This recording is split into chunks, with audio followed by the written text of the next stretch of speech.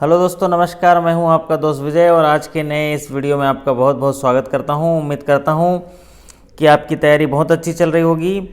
और आज मैं आपके लिए लेकर आया हूं 20 प्रश्नों का एक सीरीज़ MCQs जो जनरल बैंकिंग पर है। उम्मीद करता हूं कि आपको आपके आने वाले प्रमोशन एग्ज़ाम में काफ़ी मददगार होगा।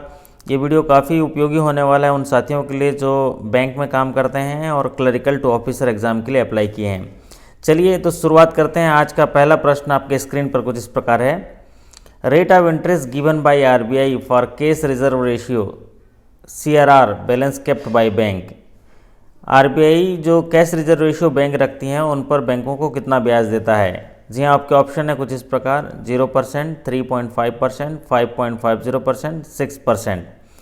जी हाँ, आपको पता है तो मेरे साथ कमेंट सेक्शन में आप खेल सकते हैं, और अगर नहीं पता है तो मैं बता दूं, इसका सही उत्तर है 0%। जी हाँ, इसमें रिजर्व बैंक कोई किसी भी प्रकार का इंटरेस्ट CRR बैलेंस पर नहीं देता है।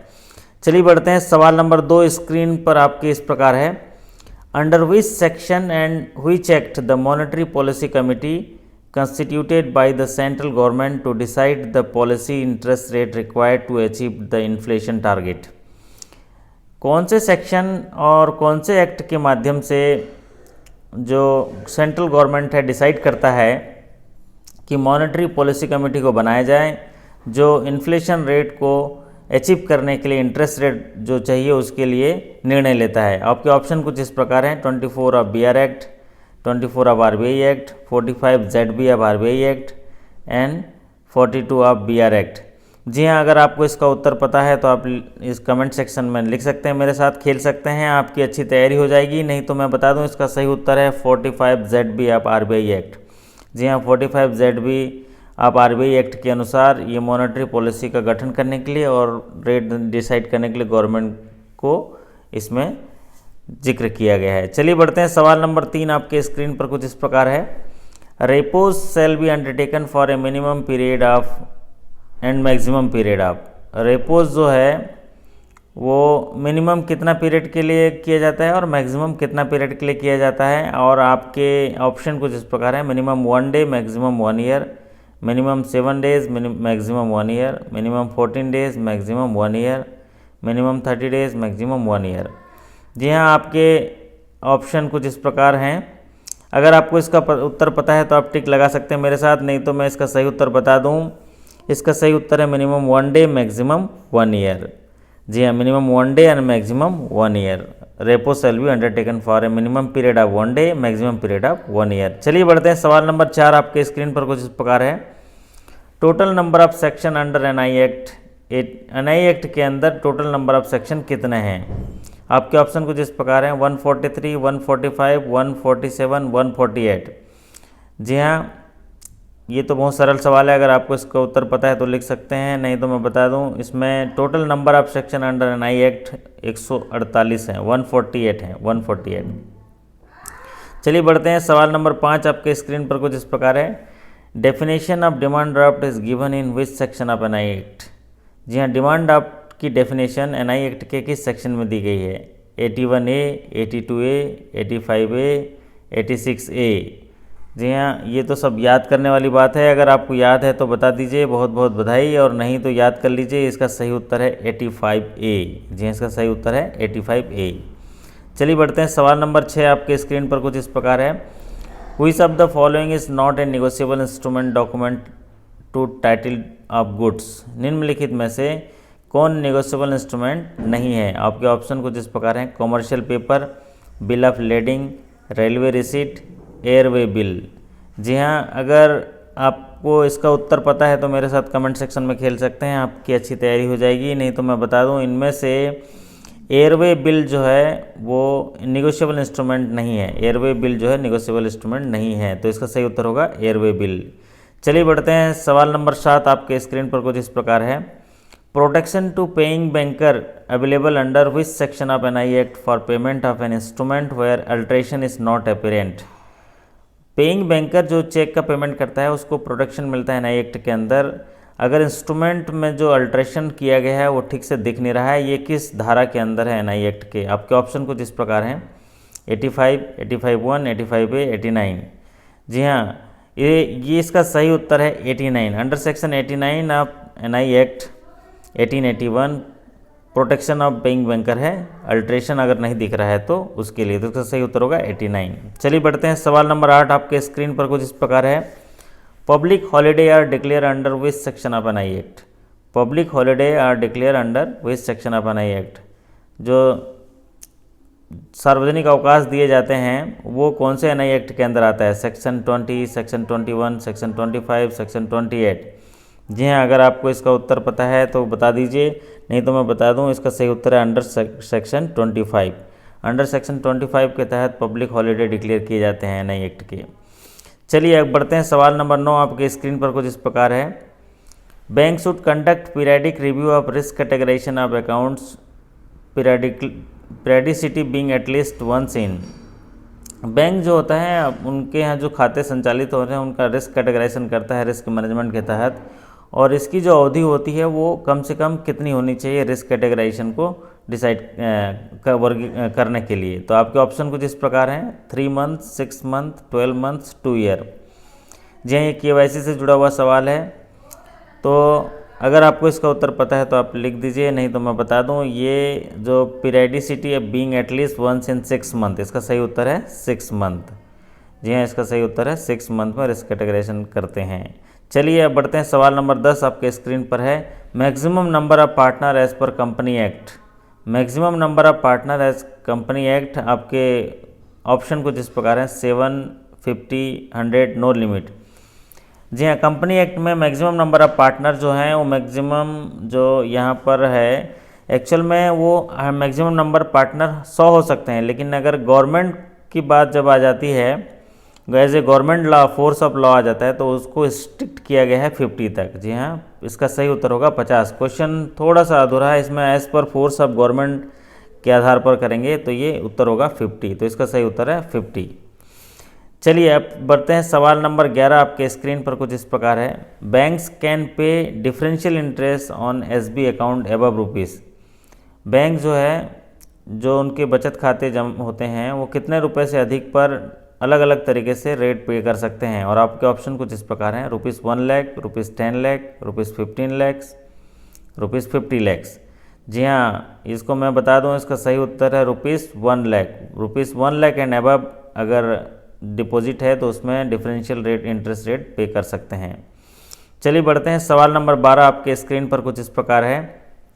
Bulk deposit means, bulk deposit का मतलब क्या होता है? बल्क डिपॉजिट का मतलब क्या होता है, ये बहुत ही इंपॉर्टेंट सवाल है। चलिए इसके ऑप्शन देखते हैं। Single deposit of ₹10 lakh and above, single deposit of ₹50 lakh and above, single deposit of ₹1 crore and above, single deposit of ₹2 crore and above. जी हाँ, अगर आपको पता है तो बहुत बहुत बधाई, नहीं पता है तो बता दूं, बल्क डिपॉजिट उसे कहते हैं जो single deposit 2 crore and above है, तो इसका सही उत्तर है 2 करोड़ एंड अबव। चलिए बढ़ते हैं सवाल नंबर 13 आपके स्क्रीन पर कुछ इस प्रकार है। Payment of interest on deposit of rupees should not be paid in cash.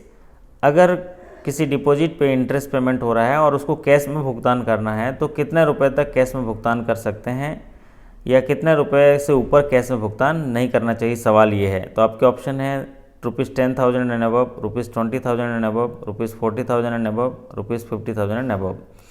जी हाँ, इसका सही उत्तर आपको है ₹10,000 एंड अबव। अगर किसी डिपॉजिट पर ब्याज 10,000 से ऊपर है तो उसको नकद में भुगतान नहीं किया जाना चाहिए, तो सही उत्तर है 10,000 एंड अबव। चलिए बढ़ते हैं सवाल नंबर 14 आपके स्क्रीन पर है।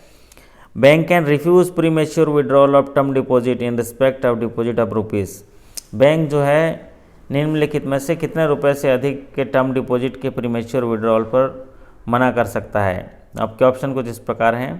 ₹10 lakh and above, ₹15 lakh and above, ₹1 lakh and above. Bank can not refuse the premature withdrawal.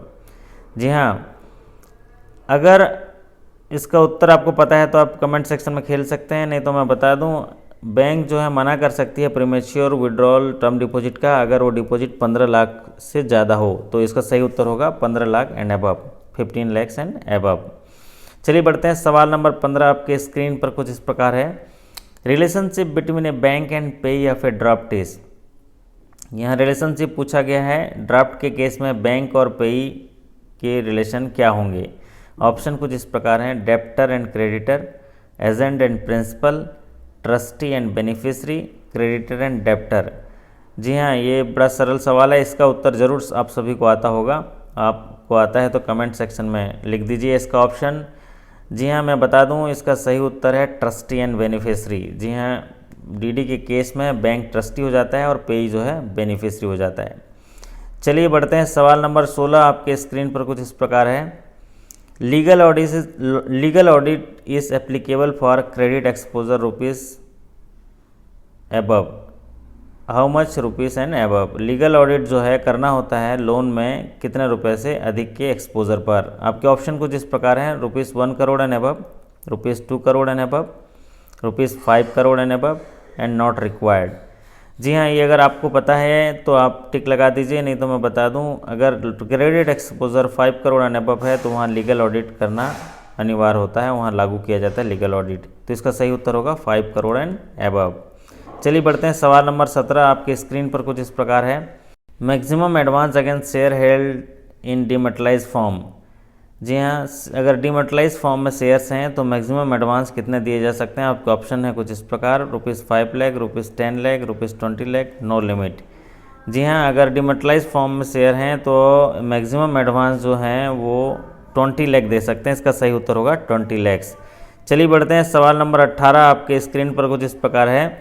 FIR to be made in case of detection of counterfeit notes above how many notes in single transaction। FIR करना ज़रूरी होता है जब कितने जाली note एक single transaction में पाए जाते हैं। आपके ऑप्शन कुछ इस प्रकार हैं, 4 pieces, above 4 pieces, 3 pieces, no such limit. जी हाँ, अगर एक सिंगल ट्रांजेक्शन में कितने नोट नकली मिलते हैं तो FIR करना ज़रूरी है। इसका सही उत्तर आपको ज़रूर पता होगा, अगर पता है तो लिख लीजिए, नहीं तो मैं बता दूं इसका सही उत्तर है एबव 4 पीसेस। एबव 4 पीसेस मतलब अगर 5 मिल जाए एक सिंगल ट्रांजेक्शन में या 5 से अधिक मिल जाए, 4 से अधिक मिल जाए तो फिर इसको FIR करना बहुत ज़रूरी होगा। तो सही उत्तर होगा एबव 4 पीसेस। अब बढ़ते हैं, सवाल नंबर 19 आपके स्क्रीन पर कुछ इस प्रकार है। Half of the value of mutilated bank note is payable if the undivided area of single largest undivided pieces is equal to or more than how many % and equal to or less than 80%। Half value किसी भी mutilated note का दिया जाता है यदि undivided area या single largest जो है कितने % से ज़्यादा होना चाहिए, कितने % से कम होना चाहिए। तो आपके ऑप्शन है 80% से कम दिया हुआ है, 80% से कम हो, लेकिन ज़्यादा कितने % से हो तो हाफ वैल्यू दिया जाता है। आपके ऑप्शन है 10%, 20%, 30%, 40%। तो इसका सही उत्तर है 40%। अगर कोई सिंगल लार्जेस्ट अनडिवाइडेड पीसेस 40% से ज़्यादा हो और 80% से कम हो तो उसको हाफ वैल्यू दिया जाता है। तो सही उत्तर होगा 40%। चलिए बढ़ते हैं आज के वीडियो के अंतिम सवाल की ओर। सवाल नंबर 20 आपके स्क्रीन पर कुछ इस प्रकार है। What is the maturity period of Sukanya Samriddhi deposit account. Sukanya Samriddhi deposit account का मैच्योरिटी पीरियड क्या है। आपके ऑप्शन कुछ इस प्रकार हैं, 10 years from the date of account opening, 14 years from the date of account opening, 15 years from the date of account opening, 21 years from the date of account opening. जी हाँ, सुकन्या समृद्धि योजना का मैच्योरिटी पीरियड क्या होता है। ये बड़ा सरल सवाल है, अगर आपको इसका उत्तर पता है तो कमेंट सेक्शन में लिख दीजिए, आपकी तैयारी हो जाएगी। नहीं तो मैं बता दूं इसका सही उत्तर है 21 years from the date of account opening. इसका मैच्योरिटी पीरियड होता है 21। जो यहाँ पर है 10 ईयर है, मतलब 10 साल की बच्ची जो है इस सुकन्या समृद्धि योजना में उसका खाता खुल सकता है। 14 ईयर तक जमा करने का पहले नियम था जो बदल गया, आप 15 साल तक जमा कर सकते हैं और 21 साल इसका मैच्योरिटी पीरियड है।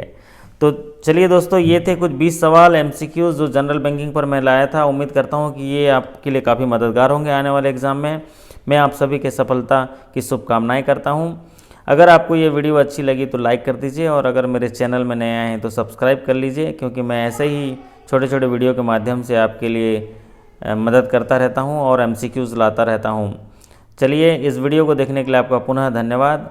फिर मुलाकात होगी नए वीडियो के साथ और तब तक मैं आपसे अलविदा लेता हूँ इन पंक्तियों के साथ कि जैसे दिए का काम है जलना, हवा का काम है चलना, मैंने अपना काम कर लिया, अब आप लोग भी घर बैठे अपना काम करना। जी हाँ, आप अब पढ़ाई कर लीजिए और अपने एग्ज़ाम की तैयारी कर लीजिए। फिर मिलते हैं। Thank you so much.